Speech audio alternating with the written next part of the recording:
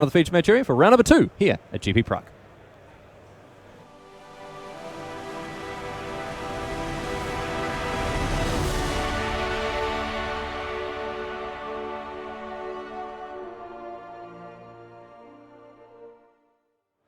What's up, nerds? Welcome to the feature match area here at GP Prague. The format is modern. I couldn't be more excited to get underway with live coverage of this tournament. Pedro trailer on Infect, Lucas Fichtmuller on White-Blue Control, the best deck in the world. But, Rich, you caught up with Pedro, and I understand there's quite a tale to be told. So this is so cool. So the reason Pedro trailer is in the feature match, we're going to lift the lid a little bit here for you. In round 1, there are lots of players who, like, former Rookie of the Year, Lino Bergold, or you have Manuel Danager, who was in the top 8 of the World Magic Cup a few years ago. Mm-hmm. You get plenty of players like that with no buys, because they're coming back, they're here for a day out, whatever. 2 buys, any number of people who are really good at Magic. Lots of great players have 2 buys. 1 buy, it's a very small number, actual number of people who have 1 buy. So it's the hardest round for us to fill the feature match area with really good players that we know and have an idea of their resume. I met Pedro Trailer from Portugal and his Portuguese buddies in Frankfurt Airport on Thursday night. And as you can see, his deck's a little bit foil. Yes. Actually, it's a little bit foil. It's a little bit foil, Rich. So it turns out he's somewhere sort of 69, 70 cards towards his perfectly foiled out Infect deck. Mm-hmm. And it is a beautiful, beautiful thing to behold. I think he's missing a couple of Ica Claw Mir and maybe 1 Become Immense or something like that. So we're chatting away, and he says, I asked him how he started the deck. He drafted a foil Apostle's Blessing, and as any right-thinking human would, went, now I'm just 74 cards away from the full 75 for Modern Infect. At that point, you're committed. Right, I mean, that's it. It's a sign, isn't it? It is. You draft a common that gets played in the deck sometimes. Which, by the way, he doesn't play Which anymore. is not being played anymore in Modern Infect. Correct. But that's it. I mean, that ship has sailed. That horse has bolted. Yeah. So we talk about this and say, hey, you're 1 buy. That's just a really sweet spot for a feature match. And then his friends say, better not win a trial. Yeah, because then, of course, winning a trial puts him into 2 buy when he's got no territory. chance at all. Yep. So yesterday afternoon, his friends come running up. Like, Rich, he got to 3-0 in a trial. Oh, he played a trial? He played a trial. And he got to 3-0? Yeah, and then he conceded. He's like, what use is 1 extra buy to me? Yeah. So sometimes dreams do come true as Ranker goes on the Glistener Elf. And Fichtmuller as well. Look at this. Basically giving him the first match as well. Trailer with just all the action and Fichtmuller without any of it. And, I mean, Trailer's halfway towards that second buy, essentially. And can I say, I think we did beautifully on the strategic front in Game 1 there. Oh, yes. I am not reading chat right now, but I imagine that they are whelmed by the sheer breadth and depth of our discussion about the lines of play during Game 1. I would imagine so. Seems likely. I would imagine so, Rich. Yes, indeed. Seems we did likely. see Fichtmuller playing a pretty light-on game there. A couple of cantrips, that sort of stuff. But Trailer with the turn 1 Glistener Elf, Pendelhaven to get things going, Rancor as well to continue to apply the pressure. And this is, I mean, Infect has fallen off the radar in recent years, Rich. It's true. But, I mean, still obviously up and about, as they say. Yes. He's got his snoot in front. He does have his snoot well and truly above water. Well, above water, that's the one. Yes. Incidentally, can we agree we'll have just a private chat here? Will they, okay. Never mind the views. Just talk amongst yourselves. Yeah, just checking. So if he's got, let's say, 70 cards that are all foiled out, and they're all masterpieces, all the lands. He's got the best version of each. Right, he has the possible. absolute best version of this. They sort of described one of the other decks that they brought with them as sort of the antimatter version. Oh, the sort of the... he's playing... one of his friends is playing 75 cards that he described as French played. All the cards. So, they're all in French, and there are a few Chinese cards and a couple of German cards in there, and they're all dog-eared and battered and so just... Spanish mint. If you say so.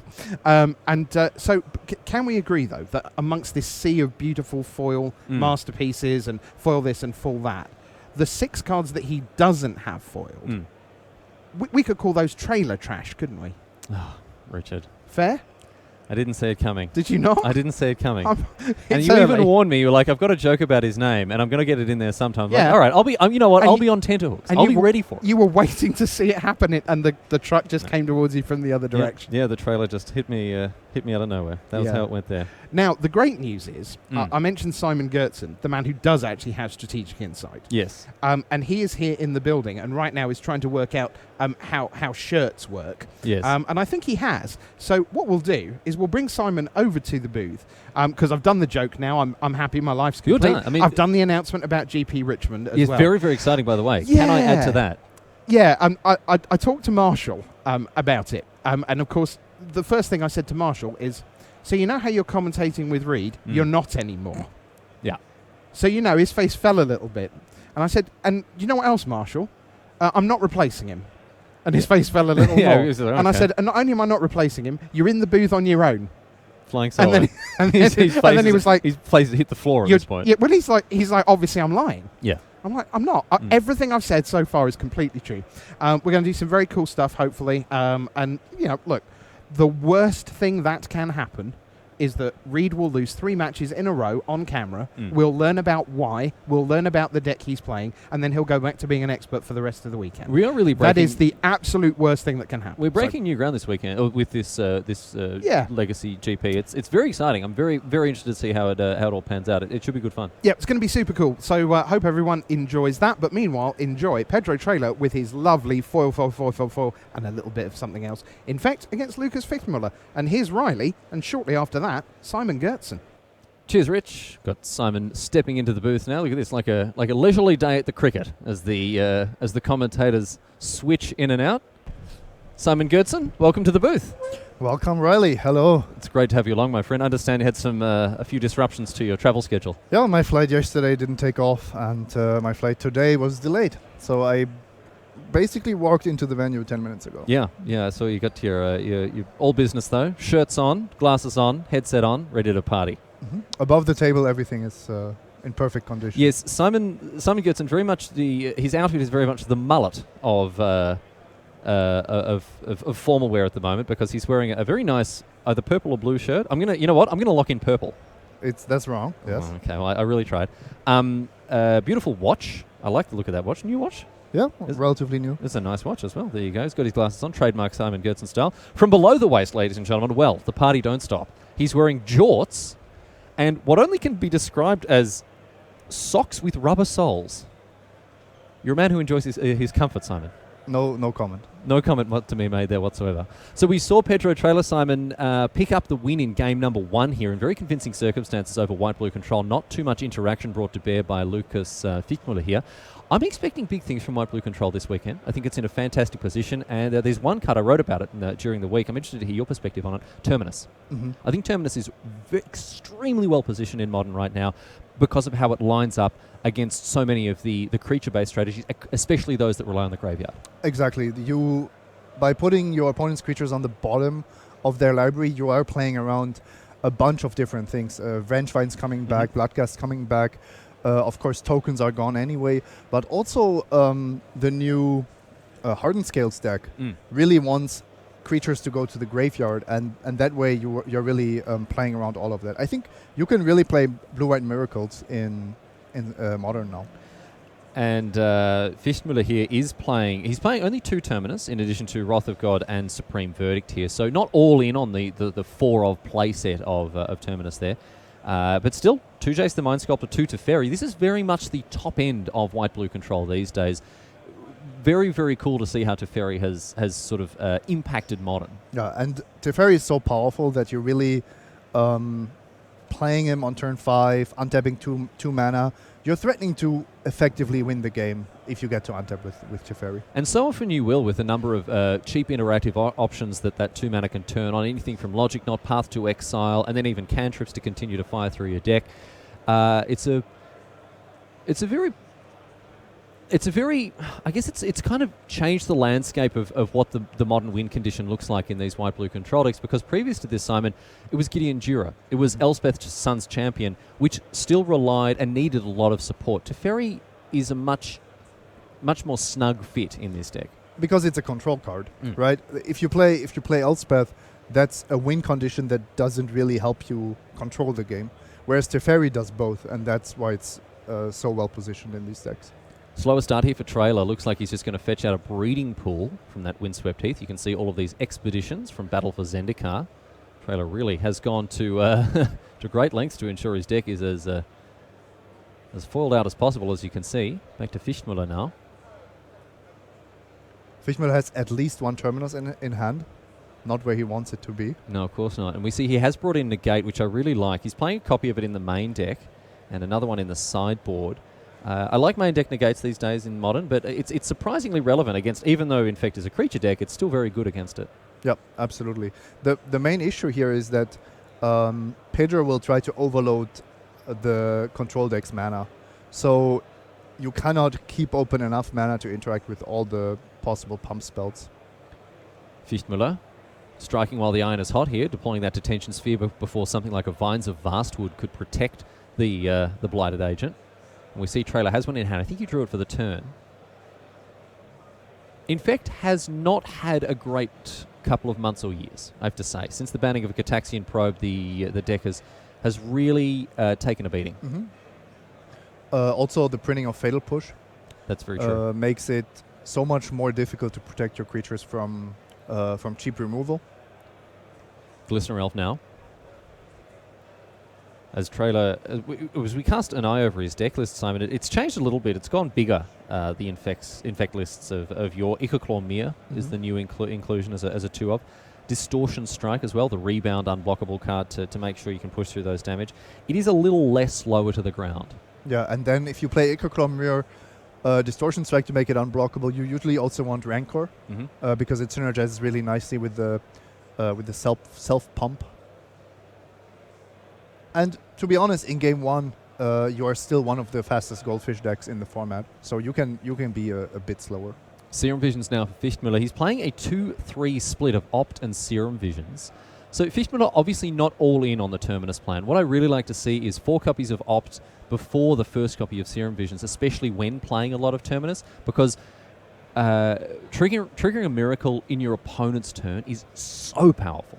Yep, that's how Alexander Hayne won his Pro Tour. Of course, Avacyn Restored back in 2012. Bunch of Think Twices and so on. So we see now, looks like a blue is still floating thanks to this Mystic Gate here. As an Opt, sends a card downstairs off the top. No Terminus, no luck here. Dispel to Ferry. Oh, it was a Mystic Gate floating blue-white. Okay. And we'll see a Path to Exile on the Blink Moth Nexus here. But this is really bad news for the white-blue deck. No real answers to these tiny threats, but now that Lucas is going down to, or not down to, up to 3 poison counters, now Pedro will be threatening lethal every single turn. And here's another issue with the with playing conventional sweepers, playing Supreme Verdict, playing Wrath of God. It doesn't hit Blink Moth Nexus, or Ink Moth Nexus, excuse me. It doesn't hit those creature lands, and an instant speed Terminus will. Yep. Ink Moth Nexus, I would say together with Noble Hierarch, 2 of the absolute key cards in the Infect deck. Well, talking of key cards, here is Teferi, the hero of Dominaria. Trailer will have the option to take Teferi down with an attack with the Ink Moth Nexus. Does he just want to go upstairs, however, and ignore the hero of Dominaria? I think only if you can attack for lethal here. Okay.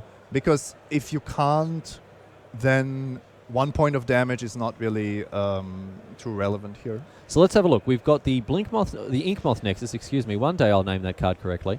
We have the Ink Moth Nexus as a 1-1, the Pendlehaven to make it a 2-3, Vines of Vastwood to then make it a 6-7, 1 point short, needs something like a Mutagenic Growth.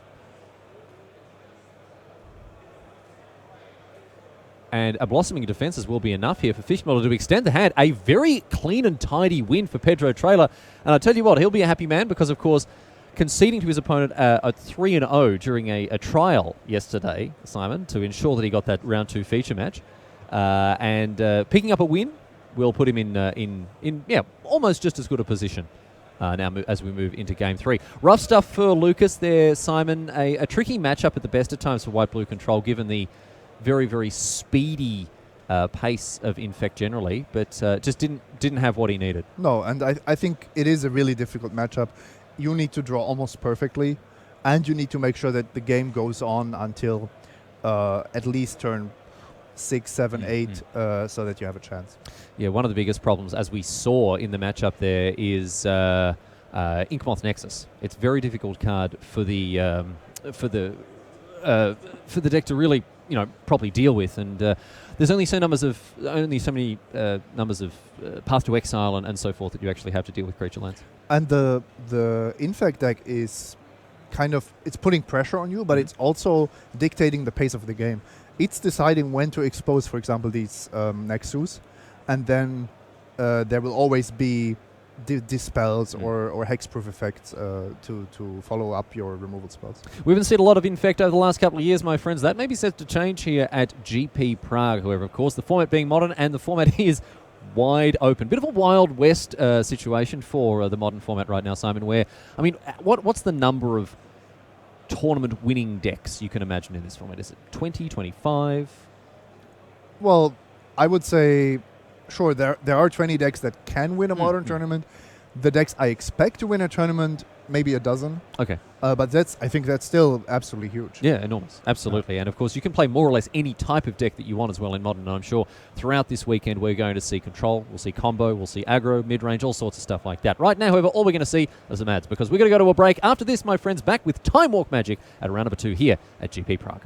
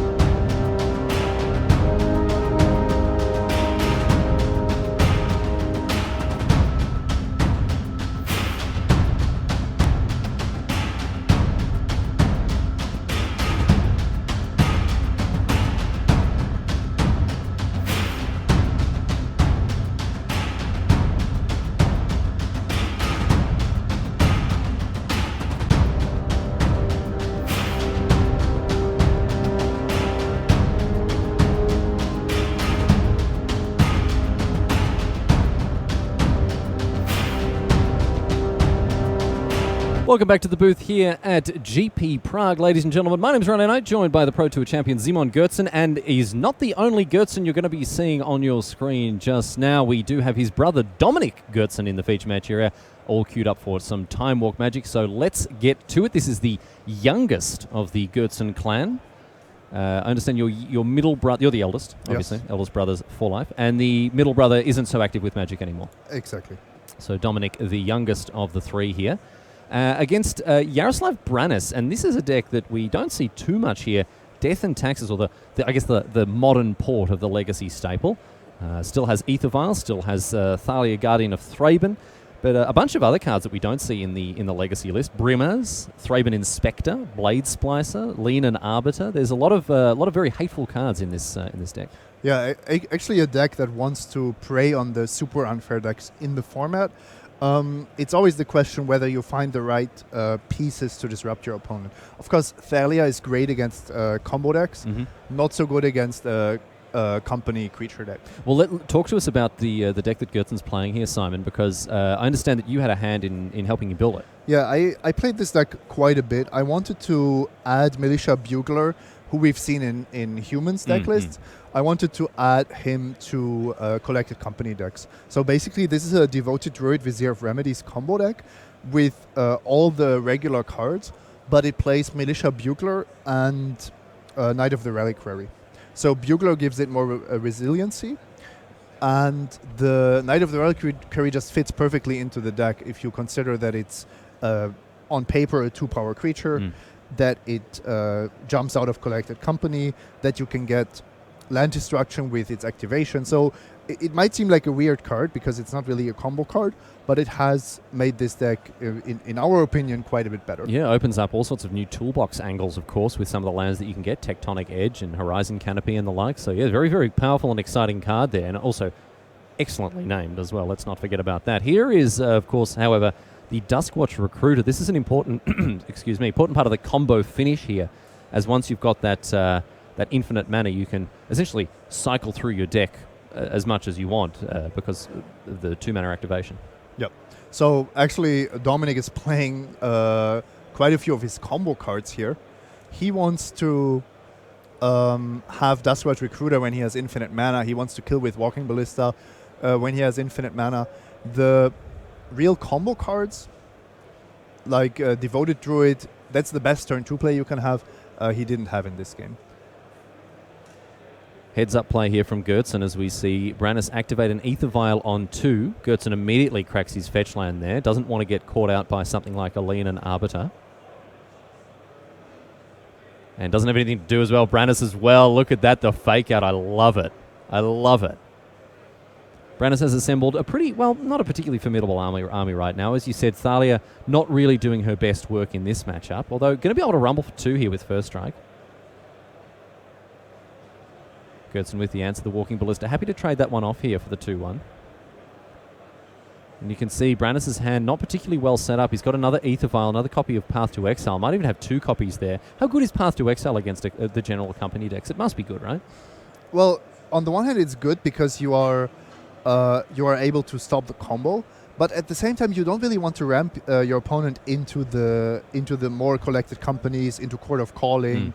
So I don't love it in this matchup, to be honest. This is dangerous here for Brannis as we see the Krallen Horde Howler come down, flipping from that Duskwatch Recruiter, and that's going to mean that Goodson, if he's got a handful of creatures, is just going to be able to dump them onto the battlefield. Although, look at his hand. No creatures. He's very much reliant on spells, but this is a good hand with Collected Company and a Court of Calling. I really like not attacking here because that would have been punished quite a bit. So Brannis now draws a card thanks to the clue token that the Thraben Inspector brought along. And of course, one of the reasons not to attack there, the Aether Vial on 3. And we see Brannis here activating the Aether Vial. Does he have something to put in? He does. Here is Brimmers, King of Oreskos. This is a blast from the past, going all the way back to Born of the Gods, the mighty Cat King, coming down to get it done here. And he's a quick clock. Yes, but there is a 3/3 on the other side of the battlefield. So I think Dominic is in a really good spot here. He has more powerful spells now that the early game has been basically dealt with. And look at this here. Brannis just rumbling with Brimaz there. The Krallen Horde Howler eats up the cat that's brought along with it. And Goodson holding fire on that collected company, or is he looking to cast Call to Calling? No, he's going to Collected Company at the end of turn. And this is where the power of the deck should hopefully come to fruition, because you're so likely to hit Eternal Witness. Oh, Call of Calling. Okay. Well, there you go. You're Your own brother, Simon. You're so likely to hit Eternal Witness, Militia Bugler, and so on. So one argument for going for the court here is actually that you get the Devoted Druid and you have the chance to untap with it without summoning Sickness. Now, I don't hate the Collected Company, because you're still very likely to hit something like a Devoted Druid, and you're just generating more value with the company play. Devoted Druid, however, going to eat a Path to Exile. Goodson, well, still gets the mana that he was hoping to use with the Devoted Druid, but it obviously does not turn on the combo with the Vizier of Remedies there. He actually... Okay, this Devoted Druid is in the Exile zone. Yes. That's a mistake by both players, but there is this line of play that you can make where you put 2 -1/-1 counters on the Devoted Druid in response, so that it doesn't get exiled. Now, of course, it should also be exiled in this spot, but because Goodson got the land out, so yeah, he obviously can't have your cake and eat it. Or as the Italians say, and this is not a joke, Simon, you can't have a full barrel and a drunk wife. Which is certainly a lot more, I guess, what's the word that I'm looking for? Imaginative than the English saying. A lot more evocative, perhaps. Here's a Collected Company now. Going for it in the main phase is Goodson. What's one of the reasons to fire off the company here, main phase? I think Dominic just needs more information about what's going on. So he also doesn't want to run into whatever kind of effects this Death and Taxes deck plays. He doesn't know the exact deck list, of course, of his opponent. So especially with the Court of Calling, you have to be quite careful when it comes to effects that forbid you from searching your library. Knight of the Reliquary and Devoted Druid are the hits off of the Collected Company here. And that Knight of the Reliquary already a 4/4 and stands to grow even further now with another fetch land being played by Goodson. Yep. So the Collected Company got one of the combo pieces and a virtual 5/5 onto the battlefield, which should stop all the aggression from Brannis unless he paths again. And like we were saying, this is not where he wants to be. At some point, I expect Dominic to actually activate the Duskwatch Recruiter and maybe just threaten to win from there. He can start to play a very heavy value game here, can Goodson. And the interesting thing is, often the Death and Taxes list is good at transitioning towards the late game with their powerful disruption and ultimately, generally, they'll move themselves in a position where they can win with something like a Flicker Wisp in the air or what have you. Whereas here, it looks like Goodson is actually favoured in the long game, just based purely on the value engines that this deck has. I agree. I think that the Death and Taxes deck really needs a good draw and needs to deny the mana of the company deck. And that's really difficult against a deck with 7 1-mana creature, mana producers, the 4 Devoted Druids, and so on. 4 Ghost Quarter, 4 Tectonic Edge, and 2 copies of Field of Ruin for Jaroslav Brannis. No Wastelands in Modern, but Brannis is trying to come as close as possible to it. And here is the activation of the Duskwatch Recruiter, as you said. And this is in response to the Duskwatch Recruiter trigger being on the stack. So we're seeing an upkeep activation here, because Brannis didn't cast any spells. So we'll see if Goodson wants to double dip here, because of course that Knight that he just found off of the Recruiter is only going to cost him 2 mana. So he can still activate again and cast the Knight. Looks like we're going to have another activation. Yeah, I like this. 3 more cards off the top. Found an Eternal Witness this time. It's a nice one. It's got Collected Company, Call to Calling in the bin here. Goodson's pulling further ahead. You don't look happy about it. It's always tough to watch your younger brother win, isn't it? I'm a very objective commentator. It's a mixture of humiliation at having someone who is obviously inferior to you succeed, but also pride, because they wouldn't be where they were without the careful guidance and surgical bullying of the older brother. Mm-hmm. Do you have younger brothers? I do. I've got one. And I remember I've told this story before on camera. I'll tell it again. Forgive me if you've heard it before. But the time that very first time he beat me at Mario Kart was one of the most... I had a fizzing cocktail of emotions stirring through my heart, Simon. Because, of course, the shame, the embarrassment, the grief that came with being beaten by my little brother there was it stung. It stung. Stung? It was stinging. Mm-hmm. It was awful. But then, of course, he never would have been in that position to beat me had I not carefully sculpted his growth with, the precisely correct level of filial abuse. It's a very important, it's a delicate balance as an older brother, and I think often an unappreciated art, shall we say there. Speaking of unappreciated art, beautiful planes. Very, very good. I was about to comment on that, of course, and it looks like you've gone for the Shards of Alara forests here as well. Yeah, this is an homage to my jump days. Oh, of course, yes. And then the metal grass from Mirrodin, original Mirrodin. Good pick. Well done. Have all the planes got that art? How many planes are you playing in this deck here? Just this one. Just the one. Okay, that's fine. So yes, all the planes. All the planes. Perfect. Perfectly matching art. That's fantastic. So Goodson now. Here is that Knight of the Reliquary. Again, only costing 2 mana thanks to the Krallen Horde Howler. And suddenly the Death and Taxes deck might just be losing on board here. Knight of the Reliquary can get in or activate here. So we're seeing Goodson now. Did he play that forest and then immediately sacrifice it, or did he pick that one up from the... I think it was on top of the Temple Garden there. That was already in play. It was already in play. So we see now Verdant Catacombs hitting the bin, which is then immediately used to fetch out another forest here. So that's going to pump that knight up to a 7/7 now, unless I'm mistaken.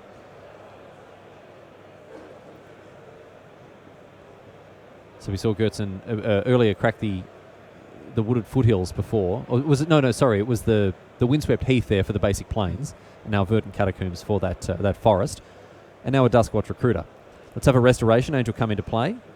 Flicker a Thraben Inspector. Nice little bit of value here for Brannis. Love that card. Brannis obviously a big fan of the art of Johann Voss because Brimaz, Restoration Angel and Thalia all drawn by the German artist. So is Brannis? Yeah, Brannis is holding a Path to Exile here. He's going to deal with one of the knights here, but he's still got another one to deal with. 7/7 at the moment, thanks to the 5 lands in the bin. Goodson still hasn't deployed his copy of Eternal Witness. I believe that's the only card left in his hand. Mm-hmm. And once again, we have the trigger of the Duskwatch Recruiters on the stack. Militia Bugler here. Nice little piece of innovation from this company deck. Just green-white, right? Just green-white, Just green-white. Sometimes we see black played for something like a Viscera Seer in addition to Kitchen Finks, but not the way that you've gone here to this time. I say you because I know that you, Simon, had a hand in designing and building this deck with your younger brother. Yeah, I would say we did. That's the problem with English, right? We don't have the plural you. Here is Vizier of Remedies now for Goodson, so that means he's got access to infinite mana. He's threatening infinite mana here, yes. And now with the Eternal Witness bringing back something like a Court of Calling, Goodson's in a great position to pull even further ahead now. Well, if Dominic is allowed to get infinite mana here, he's just killing with the Walking Ballista. So oh, sure, he doesn't even need to search the Walking Ballista. It's just in the bin there already. But it looks like Brannis has the answer with the Path to Exile, as we said.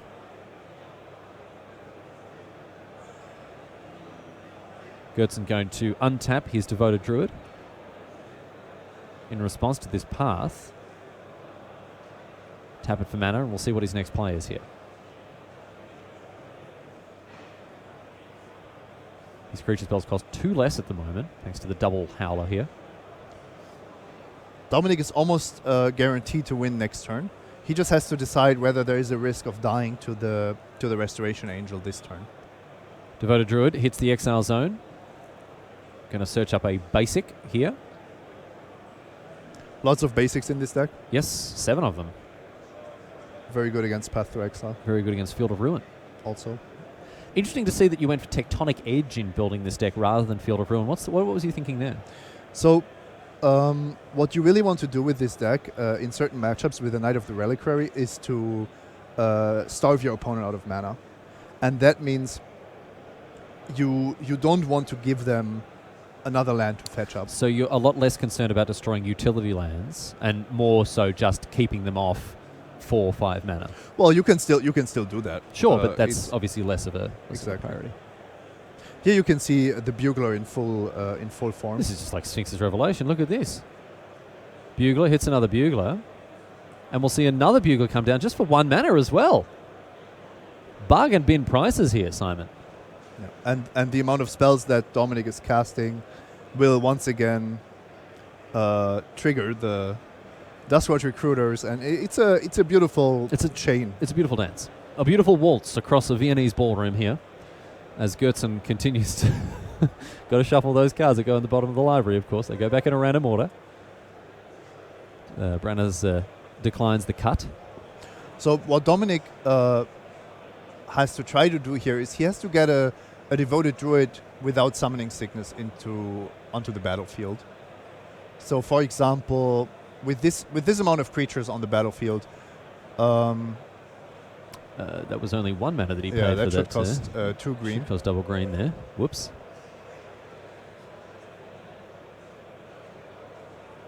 Finds the Court of Calling. That's a card that will be able to put a Devoted Druid into play at instant speed. So that's exactly what you were saying there, Simon, as a way for him to press the advantage. In come the Knights. Still five lands in the bin, I think. 5, maybe 6. Yeah, I didn't keep track. Brannis going to draw a card thanks to that clue token. Restoration Angel in hand for him. Didn't get a good look at the other card. It's a Flicker Wisp. All right. Flicker that Thraben Inspector once again. And now suddenly Brannis has 6 points of damage in the air. Goodson casts a Noble Hierarch. It's unfortunate there that he missed the fact that he had to pay double green for the Eternal Witness. An easy mistake to make considering that in his head he's going, okay, my creatures cost 2 less. But obviously the Kralin Horde Howlers don't take off coloured mana requirements. No, this shouldn't happen. He cast 2 Buglers this turn, both for 1 mana, so I think he was just on this default. The mental shortcut there. Brannis, Restoration Angel in hand. We see the Aether Vial go up to 4 to facilitate that. Plains the other card for him here. In a tight spot, can push through for 6 in the air, but is it going to be enough, especially with that Court of Calling? Goodson down to 2, but he's in a position where he can put a Devoted Druid into play right here, right now. The only thing I think that he's got to worry about is Alina and Arbiter, but there's just no way for Brannis to get him with that. His Aether Vials are on 3 and 4. Here's the cord.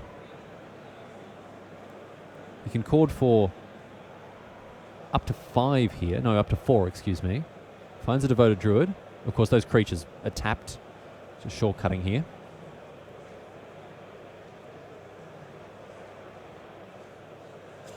And Simon, I've just realised that I've made a huge mistake. He did have 1 mana floating from the Devoted Druid, so I've embarrassed myself. Unusual. That's great to hear. Unusual. But yes, Goodson not missing a trick. And it looks like Brannis had a really nice play there. He end of turn exiled Devoted Druid with Flicker Wisp. So this way... Yes, so by playing a Restoration Angel, he was able to blink Flicker Wisp, that was then able to blink the Devoted Druid, and that gives him another turn. Yeah, and that's probably the turn that he needs to win, because the Walking Ballista is probably not good enough here, because the Restoration Angels are too big. Oh, Restoration Angel. How I've missed you, my friend. Fatal Push. Almost completely fatally pushing the Angel out of the format, but doing good work here, my goodness. Does Goodson have a way out of this? I'm trying to count. It's about mana, but the Deathwatch Recruiters are on the wrong side to save a lot of mana here. Yeah, I think Dominic gave his opponent too much time, most likely. 11 mana available here for Goodson. I think he's doing the math on Gavany Township now.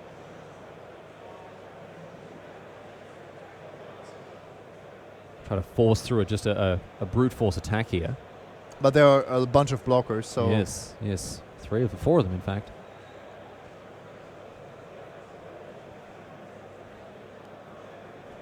this deck is a bit soft to flyers, but still you should win before it comes to being raced by 3 power flyers. Play Deadly Recluse, mate. He always gets his man. The green Doomblade. Great synergy with Militia Bugler and Collected Company too. Oh, yeah.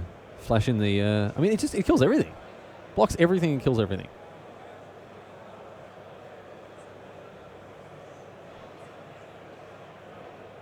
Well, Goodson taking his time here with this play. A critical juncture for him. The only way he's really going to be able to stay in this game is if he can find a way to buy himself another turn.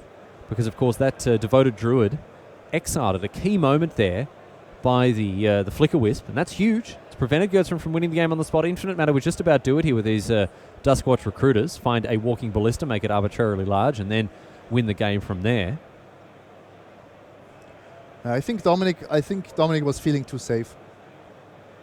Lulled into a false sense of security, Simon. Yep, and really nicely done by Brannis to have that end of turn Flicker Wisp trigger.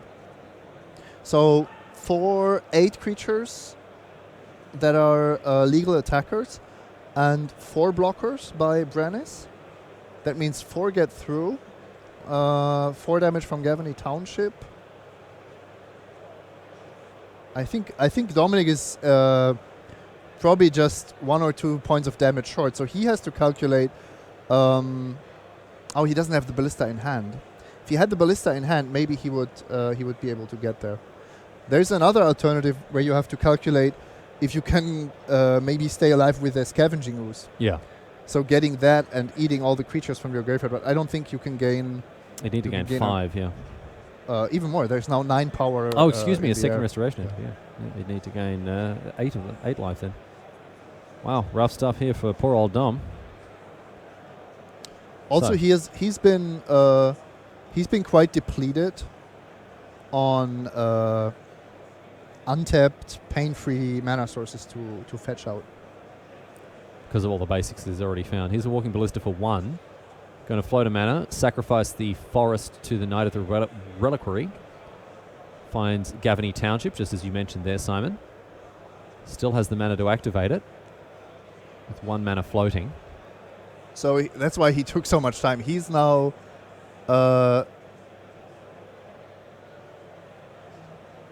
So, he's done the math to maximize the amount of damage he can deal this turn. And I'm going to be honest, I didn't see this line of playing the ballista before grabbing the township. So maybe that's an additional point that he was missing here.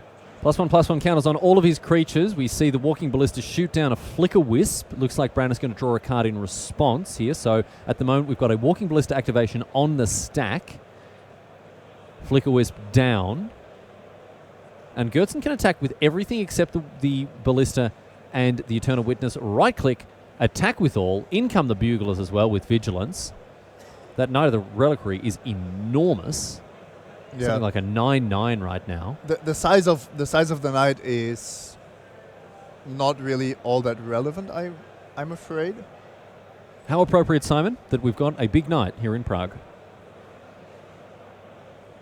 So 2 blockers for Brannis, 1 block there, another block there, and then we are threatening. He's got a 3rd blocker, right? He's got the Brimaz and the Restoration Angel in addition to the Thraben Inspector. Sorry, the Brimas, yeah. Yeah, it's easy to forget. The king has sat there and done very little for a long time. Doing his best impression of King Ethelred the Unready there. Sitting around, And listening to bad advice. I think Dominic has found exactly lethal here. Is that right? Is he going to hit him for exacties here?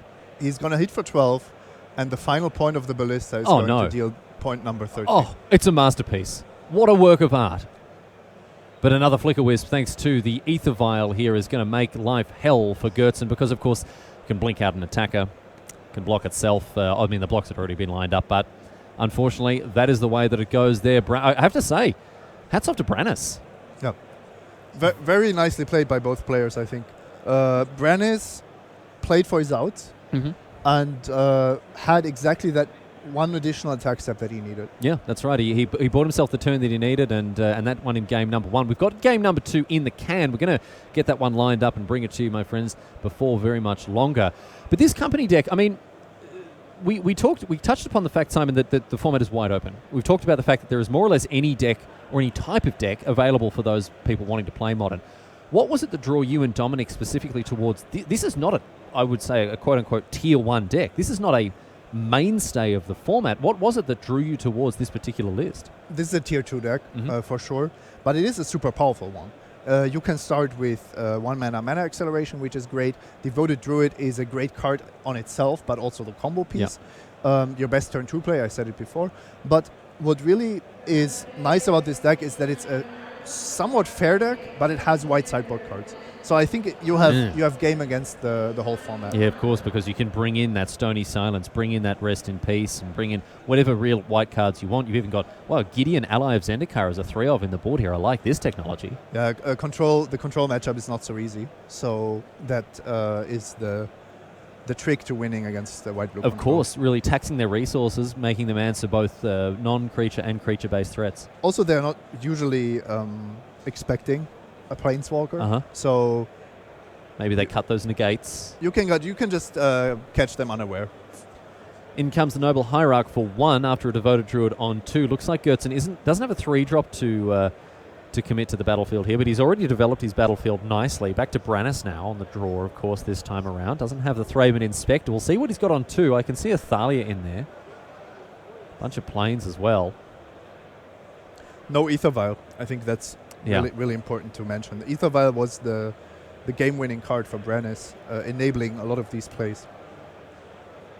Very true. And so crazy that he had to hit the Flicker Wisp off of that the activation of the clue token as well there. Fascinating game 1. We'll see how things pan out in game number 2. Looks like Goodson has the Devoted Druid Vizier combo here as early as turn 3. So he's got all the mana he can eat here. And a Collected Company is going to really push things forward. 6 cards off the top. Yeah, and Goodson could win on the spot. He has infinite mana now. That's a good hit. It's not the win, but it's very likely going to be the win. I guess the only thing he's constrained on here is white mana. He can only cast 1 of these Buglers.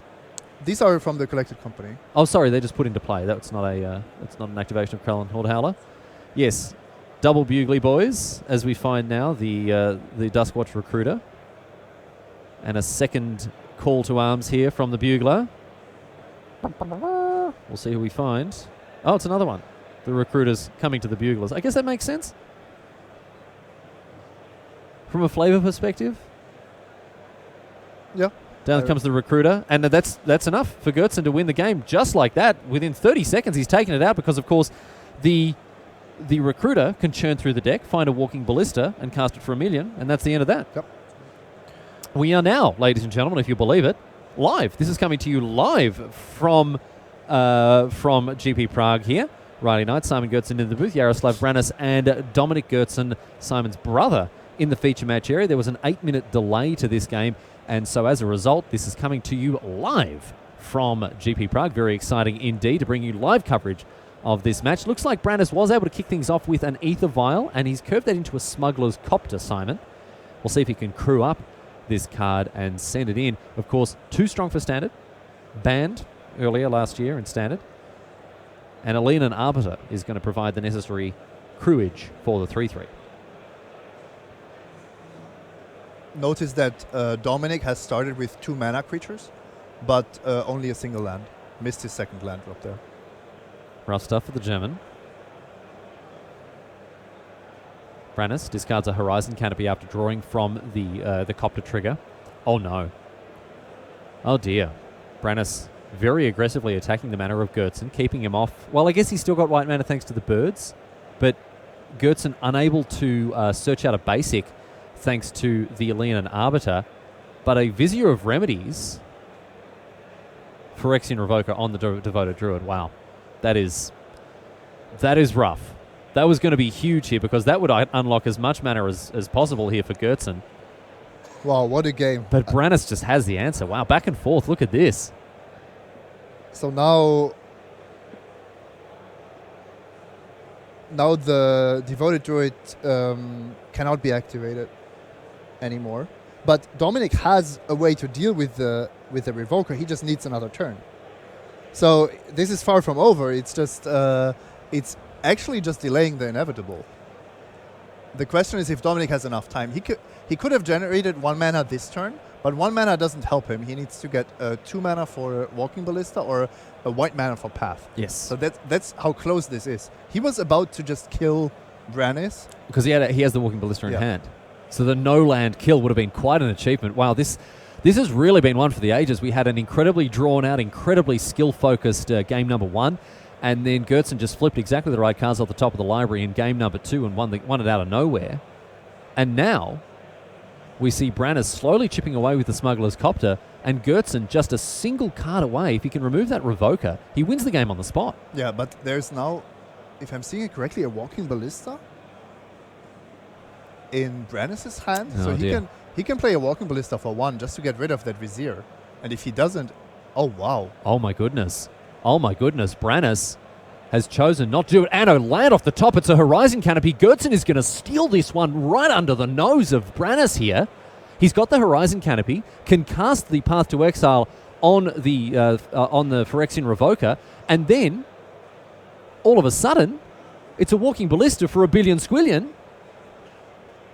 How can you not kill one of your opponent's 1 toughness creatures in that spot? And to add insult to injury, Simon, Brannis can't even go and search up a land with the Path. But Brannis has another answer. What's he got in his hand for 3 mana? Flicker Wisp? It's a Flicker Wisp instead to blink out the Devoted Druid. What a crazy game. What a crazy game. Float a green. Surely he doesn't have something else to do with this here. So Path gets rid of the Revoker, of course. Brannis cannot search up a land thanks to that Leonin Arbiter. Or the double Leonin Arbiter there even. Oh, what is Dominic even able to float a green? No, because the Revoker is still in play when the Flicker Wisp lands. I'm sorry. The Devoted Druid doesn't make any mana. But does it prevent all abilities, or does it prevent just non-mana abilities? All abilities. All abilities. Yep. Oh, okay. It's different from Pithing Needle. Different from Pithing Needle. Yeah, because Phyrexian Revoker can't name lands. All right, that makes sense.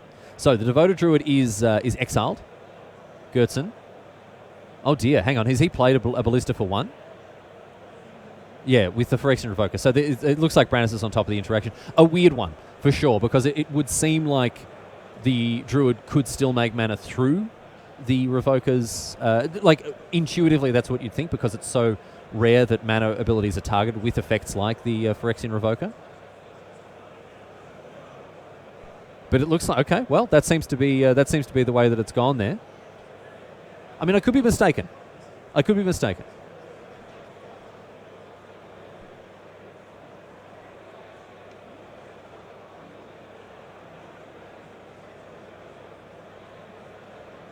does. I mean, from my read here, it seems like that was not quite the way that the situation should have been managed, but as a mere spectator, I'm not 100% sure. Let's go back to Brannis now as he attacks with the Smuggler's Copter. Dominic can just kill the Flicker Wisp to significantly reduce the clock of Brannis, but that means that he doesn't have his win condition in play anymore. Another Walking Ballista now for Brannis. He'll be able to shoot down that Vizier of remedies here. And he's pulling further and further ahead. A formidable air force here for Brannis. Goodson down to 4. Yeah, I think Brannis made a mistake by not casting the Ballista earlier. Yes. But he actually got the time. Or no, he didn't. Dominic top-decked the Vizier. He's got another Vizier. Here, and we're going to see Brannis with a Fiend Hunter as well in response to this Devoted Druid. Brannis will just not stop. Goodson cannot catch a break here. It's been Flicker Wisp into Fiend Hunter. It's been Phyrexian Revokers.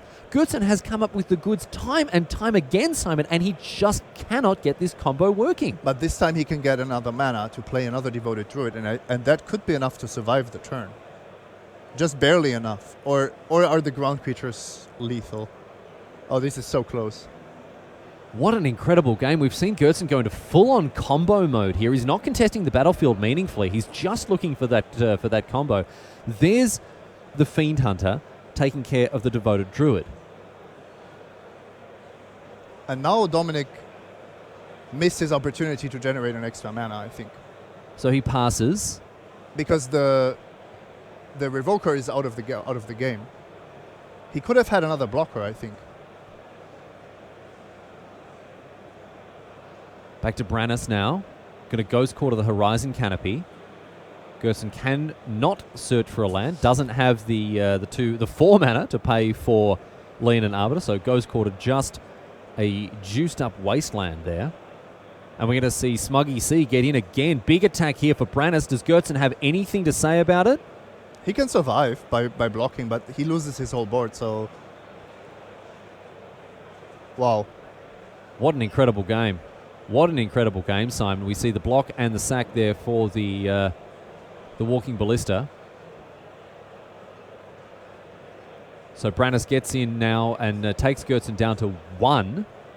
Alone Birds of Paradise for your brother there, Simon. Whiteboarded as well. Blech.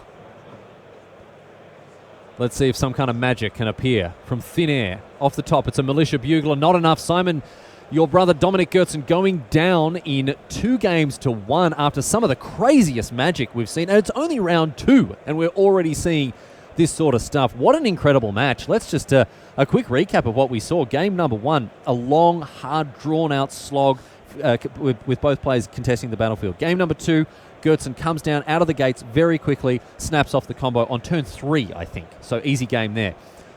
Game number 3, it looks like Goodson again has the combo, but just it was disruption after disruption after disruption. All of these creatures for his opponent there, just preventing him from making any traction. On 0 land, he was threatening to combo off, and then his opponent had two turns in a row had the Vial activation on 3 to disrupt what he was trying to do. Flicker Wisp into Fiend Hunter. Actually, he had the Vial activation on 2, then 3, for the then Revoker, 3. then on 3, then on 3 again. It was incredible. Both players more or less having perfect hands there, and when they smashed against each other, that was, wow, quite a sight to be seen. We've got more Time Walk, my friends, coming your way, so let's get underway with more Magic here at GP Prague. The format is modern. For those of you who are new to the format, welcome. By all means, welcome. It's great to have you. The modern format includes cards from the last, I'm going to say, 13, 14 years of Magic's history? From 8th edition onwards? Yeah. Around that? I think even more. Even more, maybe even up to 15 years. Well, in any case, it does showcase some of the very best cards that have been printed since then. And I tell you what, you're going to see all sorts of decks throughout the weekend. A favourite matchup of many, I'm sure, will be Humans versus White-Blue Control. These are 2 of the best decks in the format. And we're going to speed things up now as we approach the end of round number 2. 5-color Humans, a very aggressive all-in creature-based deck. White-Blue Control, the exact opposite. Oh my goodness me. Daniel Belliston, a Stone Cold Master, brings in Stony Silence against a deck with 4 artifacts and cuts off 2 Ether Vials. What a master. Yep, that's how you do it. That's how you do it. Berza, certainly feeling that, I would say right now, Simon, with only the Cavern of Souls, nothing to deploy, a hand full of cards he's going to have to discard. What an utter evisceration here for Ballaston as he double fetches. And we could see a Jace the Mind Sculptor come down onto an uncontested board. There it is. The recently unbanned Jace the Mind Sculptor and the Fate Seal as well sends it downstairs. Berza living up to his name, does find a land, however, and that could be the first piece of the puzzle here for him, as he's got anything from Thalia, Guardian of Thraben, to cast. And that's a good card against White-Blue Control, Simon, but is he just too far behind here? I think yes. The fact that Jace has come down probably means it's too much. I don't love the Fate Seal. I think the Brainstorm on an empty board is too powerful. Mm-hmm. If you see a land, you put it on the bottom, but that doesn't mean your opponent doesn't draw one. So I prefer just brainstorming there, locking up the game almost certainly. A little greedy, you think, there to maybe go for the Fate Seal. Berza, with a choice to be made, he's going to go after... Well, he can go after either the Timely Reinforcements or one of the 2 Paths to Exile here. Timely Reinforcements will be online next turn here for Ballaston. And Berza goes after one copy, the promo copy of Path to Exile. Perhaps a little less Berza than he was a couple of minutes ago. After finally getting his, well, I'm not going to say his foot, but at least his toenail in the door. He does have that Cavern of Souls, so I think that's probably the saving grace here. Yeah, but Ballaston isn't holding a lot of counter magic. He does have a Cryptic Command. No, doesn't have a Cryptic Command. Oh, got a Spell Queller as well. Spell Queller pays no respect to Cavern of Souls. Spell Queller will counter a Supreme Verdict, mate. Sin Collector. Burza's starting to stitch together some action here, going after the hand of Ballaston, and this makes a lot more sense now with that Cartel Freebooter. I like Burza's line. Yeah. Just going for the most disruptive elements that he can find, especially facing a Jace. He cannot expect to win the race. The Jace race. We'll see Spell Queller, though, take care of the Sin Collector, and I like that as well. This leaves Ballaston the option to path the Kitesail Freebooter, seeing as Burza's mana is starting to become unrestricted, but he opts not to. Instead, brainstorming and pop 2 cards back. Does he have a fetch? He doesn't. I don't think the Freebooter is a big concern. Palestine doesn't need that path. Oh wow. Going to get in here. Baneslayer. Maybe. Looks like it will be. Yes, indeed. Here is the mighty Baneslayer Angel, the 5/5 flying vigilance lifelink. Protection from demons and dragons, of course. A standard powerhouse in its day, Simon. Played a lot of games with Baneslayer Angel. Have you really? Yeah. Love that card. I put it in my Cruel Control deck. That was really good. In your Cruel Ultimatum control deck. Yeah. So you were just curving 3 white into blue, black, red. Yeah, and it was all the turn delayed because most of your lands came into play tap. Great. But it was worth it. Of course it is. Of course it is, mate. Do you know what you should play? Something like a Llanowar Elves to help you ramp up into that, into those big turns. Here's Thalia, the Guardian of Thraben. We're going to see a Path to Exile get rid of the Kitesail Freebooter. Now, looks like Burza is not playing a second basic here, and he's paying the price for it as well.